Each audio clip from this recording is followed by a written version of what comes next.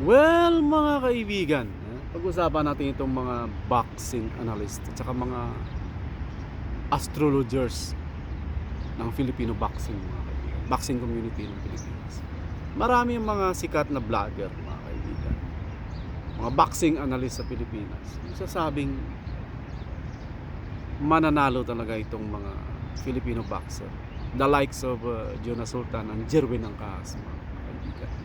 Napakataas ng confident level nila magsabi na mag-analyze na almost 70-80% na mananalo ang ating mga boxers.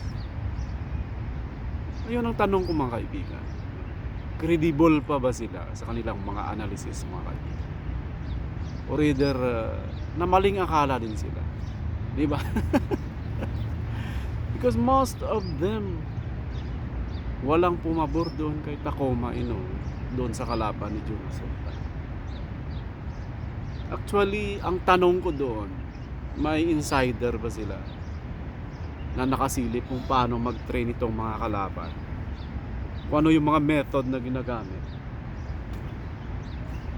So sila, palagay ko binabase nila ang kanilang analysis ayon sa mga record, mga previous fights, pero hindi nila ina-assess kung ano yung present training na ginagawa ng mga kalaban ng mga Pinoy boxers.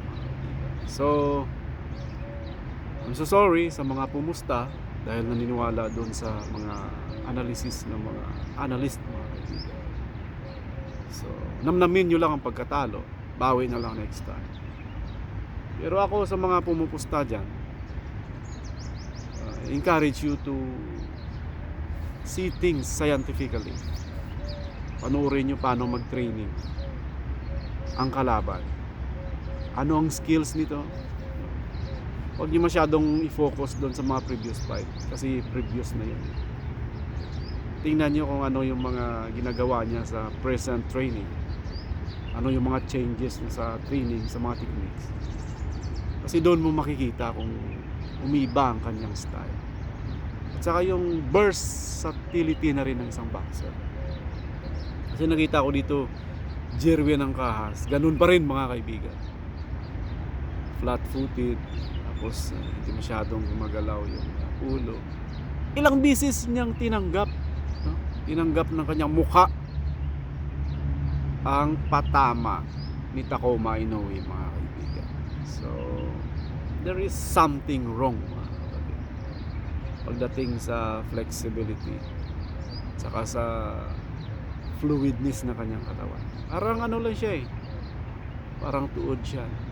So movement niya is almost the same from first to 9th round. Kaya siya natsambahan, mga kaibigan. Tsamba lang yun. So sa sunod, pag pumusta kayo, panoorin nyo yung mga training ng pupustahan nyo at saka ng kalaban para hindi masayang yung pusta. Yeah. Well, sa mga boxing analyst natin, tama naman yung analysis nila, kaya lang iba yung kalalabasan. So ganoon talaga ang sports ng boxing. May nananalo at saka may matatalo, mga kaibigan. But in the end, dapat masaya lang tayo. Okay, mga kapatid? See you on our next vlog.